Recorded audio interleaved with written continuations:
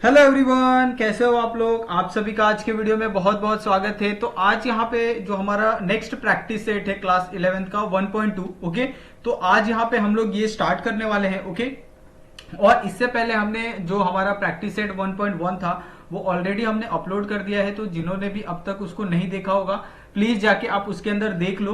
और उसके अंदर हमने कि क्या नेचुरल नंबर क्या होता है, होल नंबर क्या होता है, इंटीजर कैसे आपको पहचानना है, रैशनल नंबर कैसे आपको पहचानना है, नंबर लाइन पे आपको नंबरिंग कैसे करनी है। ओके, वो सारी चीजें हमने उसमें एकदम अच्छे से डिटेल्स के साथ उसमें हमने बात की है। ओके, तो आप सभी से मेरा यही रिक्वेस्ट रहेगा कि आप लोग जाके पहले वो वीडियो देखो। ओके, और प्लीज आप हमारे चैनल को भी सब्सक्राइब कर लेना। अभी आज के वीडियो में हमारा जो मेन फोकस रहेगा कि हम लोग जो भी वैल्यू दी रहेगी हमें, जैसे हमारे पास यहाँ पे ये वैल्यू है, हमें क्या करना है, इसका कंपैरिजन करना है। ओके, तो अगर आप यहाँ पे देखते हो कि ये आपके पास फर्स्ट वैल्यू है, फर्स्ट वैल्यू में आपके पास दो वैल्यू है, पहला है -7 और आपका है -2। ओके, तो ये दोनों वैल्यू में आपको कंपैरिजन करना है कि कौन सा बड़ा वैल्यू है और कौन सा छोटा वैल्यू है। ओके, तो हम लोग जिस तरीके से ये साइन लगाते हैं बड़ा छोटा का, ओके, उस तरीके से आपको क्या करना है, ये जो साइन है वो आपको लगाना है इसके अंदर। ओके, तो हम लोग क्या करते हैं, सबसे पहले तो ये समझते हैं कि एक्चुअली में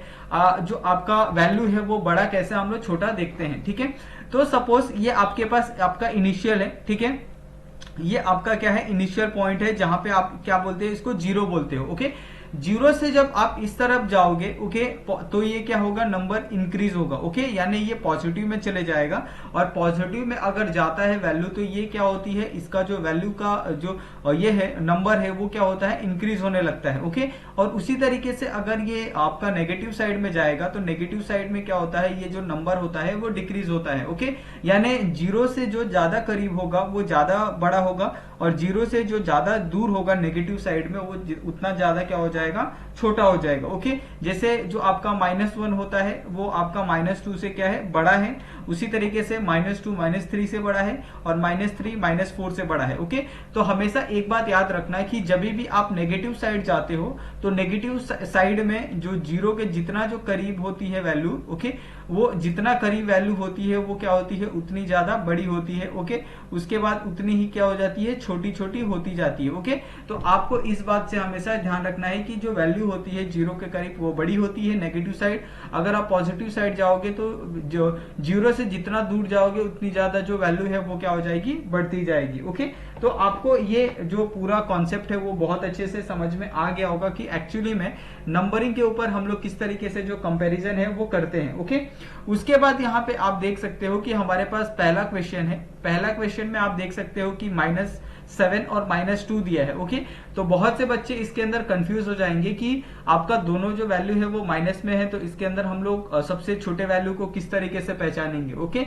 तो आप देख सकते हो कि अगर आप ये नंबर लाइन को ध्यान से देखते हो कि इस नंबर लाइन के अंदर -7 और -2, तो -7 और -2 आपके कहाँ कहाँ पे है, ये आपकी एक वैल्यू है। ओके, -2 -7 ये आपकी एक वैल्यू है, दोनों वैल्यू यहाँ पे है। अभी जैसे हमने कहा था कि ये आपका जीरो है, तो जीरो से जो ज्यादा करीब रहता है वो क्या होता है, बड़ा होता है, और जीरो से जो जितना दूर होता है, ओके, जितना दूर होगा वो वैल्यू क्या होगी, उतनी ही छोटी होगी। ओके, तो इस पहले वाले क्वेश्चन के अंदर अगर आप देखते हो तो जो आपका -7 है, ओके, -7 क्या है, छोटा है -2 से। ओके, तो जो आपका -2 है वो क्या है, बड़ा है। ओके, तो इस तरीके से आप आसानी से समझ सकते हो कि किस तरीके से आपको जो कंपैरिजन है किसी भी नंबर का वो आपको करना है। ओके, उसके बाद अगर हम सेकंड वाला क्वेश्चन देखते हैं, सेकंड वाले क्वेश्चन में आप देखोगे कि क्या दिया है आपको, जो पहली वैल्यू है वो आपको 0 दी है। ओके, तो हम लोग ये सेकंड वाला क्वेश्चन स्टार्ट करें उससे पहले अगर आप देखो कि जो हमारी फर्स्ट वाली वैल्यू है वो आपका क्या है, 0 है, तो ये आपकी फर्स्ट वैल्यू होगी। ओके, और सेकंड वैल्यू आपकी क्या है, 9/5 है। तो ये मैटर नहीं करता कि 0 के बाद कोई भी वैल्यू होने दो। ओके, 0 से अगर वो नेगेटिव में है, ठीक है, तो अगर वो नेगेटिव में है इस साइड में -9/5 है, तो यहाँ पे अगर -9/5 आता है तो इसके बीच में कितने डॉट आएंगे, 1 2 3 4, ओके। यहाँ पे भी 1 2 3 4, ओके। यहाँ पे भी 1 2 3 4, यहाँ पे भी आपके 1 2 3 4, ओके। यहाँ पे भी आपके 1 2 3 4। तो ऐसे हम लोग क्या करते हैं, जो भी आपका डिनोमिनेटर होता है, डिनोमिनेटर को हमेशा आप प्रियोरिटी दोगे, और डिनोमिनेटर जितना होता है, जैसे अगर आपका 5 है तो 5 होने के कारण एक जो वैल्यू के बीच का जो डिस्टेंस होता है, चाहे 0 1 के बीच हो, 1 2 के बीच हो, चाहे उसी तरीके से जो नेगेटिव टर्म है उसके बीच में हो, उनके बीच में क्या होता है, अगर आपका 5 डिनोमिनेटर में है तो 5 में से 4 डॉट आएंगे, अगर आपका 6 है तो 5 डॉट आएंगे, 7 है तो आपका 5 स्पेस आएगा, ओके, 6 स्पेस आएगा। तो इस तरीके से आपको ये सारी चीजें करनी है, ठीक है। तो यहाँ पे आपका क्या है, -9/5 है, तो ये आपका कितना हो जाएगा, 1/5, 2/5, 3/5, 4/5, ये आपका 5/5, 6/5, 7/5, 8/5, -9/5। तो यहाँ पे आपका 2 से जो पहले है, 2 से पहले आपका क्या आएगा, यहाँ पे जो वैल्यू है 2 से पहले आपको यहाँ पे जो 9/5 है वो देखने के लिए मिलेगी, ओके। तो ये आपका क्या हो गया, -9/5। और अगर आप -9/5 को अगर आप 0 से कंपेयर करोगे तो यहाँ पे ऑलवेज ये जो 0 है वो -9/5 से क्या होगा, बड़ा होगा, ओके। तो इस तरीके से जो 0 होगा वो आपका बड़ा होगा -9/5 से, ओके। तो ये दूसरा आंसर हो गया। उसके बाद अगर हम लोग थर्ड क्वेश्चन की तरफ बढ़े तो थर्ड क्वेश्चन आपका क्या है, यहाँ पे थर्ड क्वेश्चन है आपका 8/7 इंटू 0, ओके। तो यहाँ पे भी आपका जो 0 वैल्यू है, 0 के बाद क्या है, यहाँ पे 8/7 है, ओके। तो 8/7 यानी इस तरीके से इस साइड वैल्यू आएगी। तो आपका 0 से जो भी पॉजिटिव में अगर वैल्यू आती है तो वो क्या होती है, जो आपका 8/7 होगा, जो भी पॉजिटिव वैल्यू होगी 0 से, चाहे 0.1 होने दो, 0.4 होने दो, ओके, वो हमेशा क्या होगा, बड़ा होगा, ओके। तो ये आपको बहुत अच्छे से समझ में आ गया होगा कि किस तरीके से आपको नेगेटिव टर्म और पॉजिटिव टर्म दोनों में जो डिफरेंसेस है वो आपको पहचानने आता है या नहीं आता है, ओके। उसके बाद अगर आप फोर्थ वाला क्वेश्चन देखते हो तो फोर्थ वाला क्वेश्चन क्या है, -5/4, ओके, और यहाँ पे आपका 1/4 है, ठीक है। तो अभी यहाँ पे अगर आप -5/4 है और आपका 1/4 है, तो आपको पता है कि ये वैल्यू क्या है, पॉजिटिव साइड में है, तो ये positive side always bigger than negative side, okay. तो वी नो दैट जो हमारा जो नेगेटिव है, नेगेटिव क्या है, always less than positive number, okay. तो आपको ये जो छोटे छोटे टर्म है वो आपको हमेशा याद रखने हैं, ठीक है। उसके बाद जो आपका फिफ्थ वाला नंबर है, फिफ्थ वाला नंबर क्या है आपका 40/29। यहाँ पे आप डिनोमिनेटर को आप एक बार ध्यान से देखो, 141/29, ओके। तो अगर आप देखोगे कि दोनों में आपका जो डिनोमिनेटर क्या है, सेम है, तो ये दोनों से आपको कोई लेना देना नहीं होगा। आपको सिर्फ ऊपर वाले वैल्यू को देखना है कि ऊपर वाले वैल्यू में बड़ा कौन है और छोटा कौन है, ओके। तो यहाँ पे अगर आप चेक करोगे कि जो हमारा 141 है वो क्या है, आपका बड़ा वैल्यू है, ओके। तो इस तरीके से जो 141/29 आएगा वो आपका क्या है, बड़ा वैल्यू है, क्योंकि जो डिनोमिनेटर है, डिनोमिनेटर सेम है, लेकिन इन दोनों के बीच में डिनोमिनेटर का कोई कंपैरिजन नहीं करना है, हमें कंपैरिजन करना है जो ऊपर वाले जो वैल्यू दी है, ओके, न्यूमरेटर में कौन सी वैल्यू बड़ी है उसके ऊपर आपको पूरा फोकस डालना है, ओके। तो इस साइड आपका क्या आएगा, पॉजिटिव साइड आएगा, और ये साइड क्या आएगा आपका नेगेटिव साइड, ओके। नेगेटिव में आप जितना दूर जाओगे उतनी जो वैल्यू है वो छोटी होती जाएगी, और पॉजिटिव में आप जितना दूर जाते हो उतनी जो वैल्यू है वो बड़ी होती जाएगी, ओके। तो इस तरीके से आपको ये सारी चीजें बहुत अच्छे से समझ में आ गई होगी, ओके। अभी यहाँ पे अगर आप चेक करो तो यहाँ पे आपका जो सिक्स्थ वाला क्वेश्चन है, ओके, तो सिक्स्थ वाले क्वेश्चन में भी आपका जो डिनोमिनेटर है दोनों का क्या है, सेम है, 17/20, ये आपका माइनस हो गया, और यहाँ पे आपका -30/20, ओके। तो यहाँ पे आपने देखा होगा कि जैसे जैसे ये डिनोमिनेटर को आप क्या करो, यहाँ पे छोड़ दो। अभी यहाँ पे आपको -17 और -30 में कंपैरिजन करना है, तो -70 और -30 क्या है, यहाँ पे जो -30 है, -30 क्या है आपका पहले आएगा, ओके, और जो -70 है वो आपका बाद में आएगा, ओके। तो -30 पहले आने की वजह से ये क्या होगा, बड़ा वैल्यू होगा।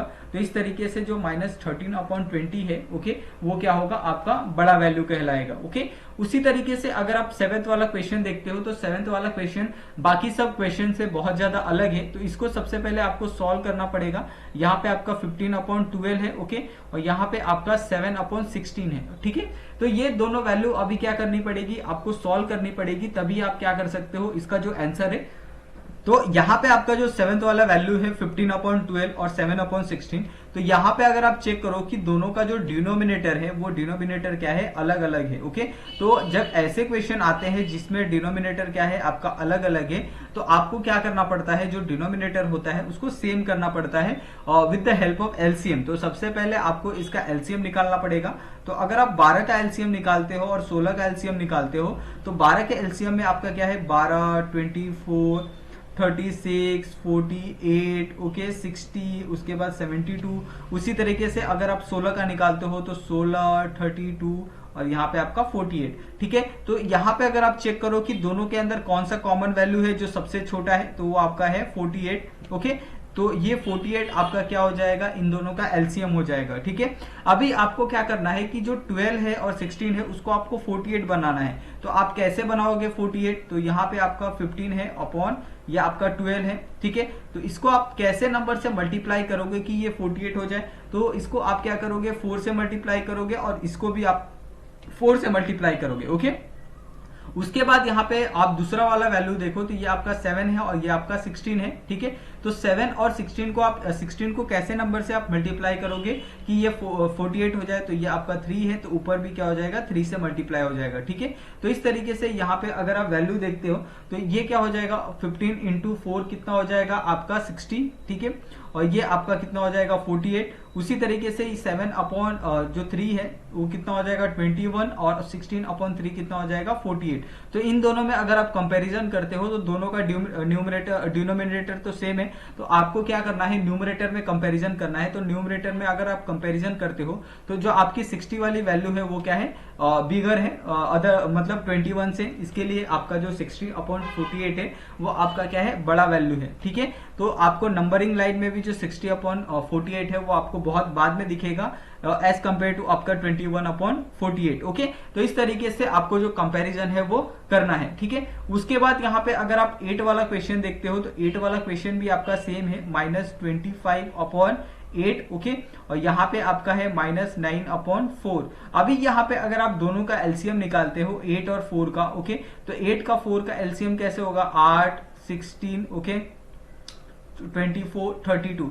उसके बाद 4 का एलसीएम निकालते हो 4, 8, 12, 16। ओके, तो यहाँ पे अगर आप चेक करते हो कि जो सबसे छोटा वैल्यू है, सबसे छोटा वैल्यू और कॉमन वैल्यू कौन सा है, आपका 8 है। ओके, तो ये क्या हो गया, इन दोनों का एलसीएम हो गया। ओके, अभी आपको क्या करना है कि आपका जो 8 है उसको यहाँ पे भी 8 बनाना है। तो आप क्या करोगे, सिंपली आप क्या करोगे, -25 है और 8 है उसको आप 1 से मल्टीप्लाई करोगे। ओके, तो आपका सेम वैल्यू हो जाएगा। उसकी तरफ दूसरी तरफ आपका जो 9/4 है, 4 को आप 2 से मल्टीप्लाई करोगे तो 8 सेम ऊपर भी आपका क्या हो जाएगा, 2 से मल्टीप्लाई हो जाएगा। ठीक है, तो ये आपका -25/8।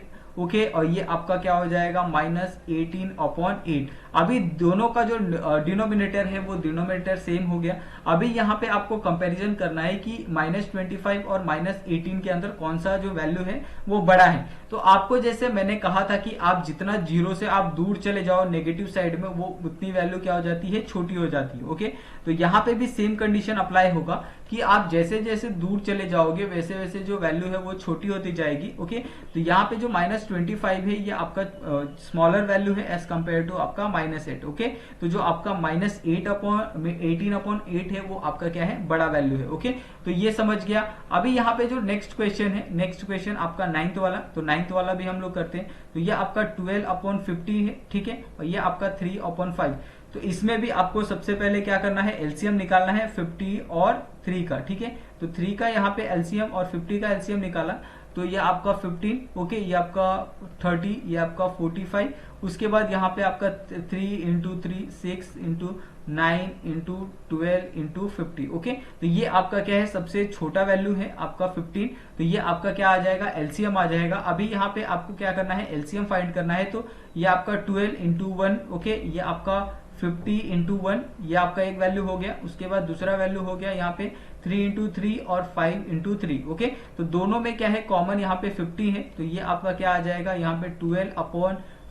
ओके, और यहाँ पे आ जाएगा आपका 9/15। अभी इन दोनों में अगर आप कंपैरिजन करते हो तो यहाँ पे दोनों का जो डिनोमिनेटर है वो दोनों का डिनोमिनेटर क्या है, सेम है। तो आपको कंपैरिजन करना है 12 और 9 के अंदर। तो जो आपका 12/15 है ओके, वो बड़ा है एज कंपेयर टू आपका 9/15 से ओके। तो इस तरीके से आपको ये जो पूरा कॉन्सेप्ट है वो बहुत अच्छे से समझ में आ गया होगा कि किस तरीके से आपको जो कंपैरिजन है वो करना है ओके। उसके बाद जो आपका नेक्स्ट क्वेश्चन है, नेक्स्ट क्वेश्चन भी हम लोग देख लेते हैं इसके अंदर ओके, ताकि आपको वो भी बहुत अच्छे से समझ में आ जाए। तो जो नेक्स्ट आपका क्वेश्चन है 10th वाला, वो आपका क्या है -10/11 ठीक है, और यहाँ पे दूसरा है -3/4।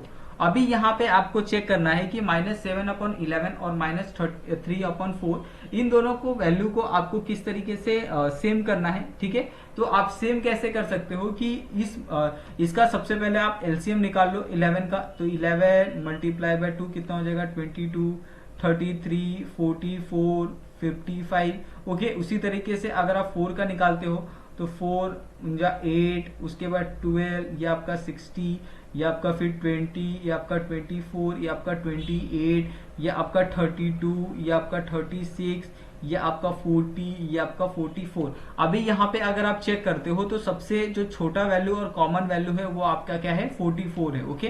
तो हम क्या करेंगे 44 को कंसीडर करेंगे एज एलसीएम वैल्यू। यहाँ पे आपका जो -7 है और यहाँ पे आपका 11 है, तो 11 × 4 और यहीं पे भी क्या आ जाएगा 7 × 4। उसके बाद जो आपका सेकंड वाला टर्म है, तो ये आपका 4 × 11 और 3 × 11 ठीक है। उसके बाद आप क्या करोगे, दोनों वैल्यू को एक साथ लिख दोगे ओके। तो ये आपका -28 आ जाएगा और नीचे आएगा आपका 44 ओके। उस तरीके से यहाँ पे भी आपका 44 आएगा और ऊपर क्या आ जाएगा -33 ओके। तो यहाँ पे अगर आप चेक करो कि दोनों का जो डिनोमिनेटर है वो कॉमन है। अभी यहाँ पे आपको -28 और -33 के अंदर कंपैरिजन करना है विद द हेल्प ऑफ आपका जो नंबर लाइन है उसकी मदद से ओके। तो जैसा हमने कहा था कि आप जैसे जैसे 0 से आप डिस्टेंस बढ़ाते जाओगे नेगेटिव साइड में, वैसे वैसे जो वैल्यू है वो क्या हो जाएगी, छोटी होती जाएगी। तो यहाँ पे भी सेम कंडीशन अप्लाई होगा, जो -28 है वो बड़ा है एज कंपेयर टू आपका -33 से ओके। तो इस तरीके से जो इसका आंसर आएगा वो क्या आ जाएगा -7/11 इज बिगर देन -4/3 ओके। तो ये आपका क्या है एक प्रॉपर आंसर है जो आपको हर एक के अंदर देना है ओके। तो इस तरीके से यहाँ पे ये जो पूरा एक्सरसाइज है यहाँ पे खत्म होता है। फिर भी अगर आपको कोई डाउट होगा, अगर आपको कोई परेशानी होगी इसके अंदर या फिर पहले वाले प्रैक्टिस सेट के अंदर, तो आप लोग हमें कमेंट कर सकते हैं ओके। और आप हमारा टेलीग्राम का ग्रुप ज्वाइन कर सकते हैं, वहां पे भी आपके जो क्वेश्चन है वो आप पूछ सकते हैं ओके। तो थैंक यू सो मच बच्चे लोग, और आपसे एक रिक्वेस्ट है कि आप प्लीज हमारे चैनल को भी सब्सक्राइब कर दो। थैंक यू सो मच, मिलते हैं हम लोग नेक्स्ट वीडियो में।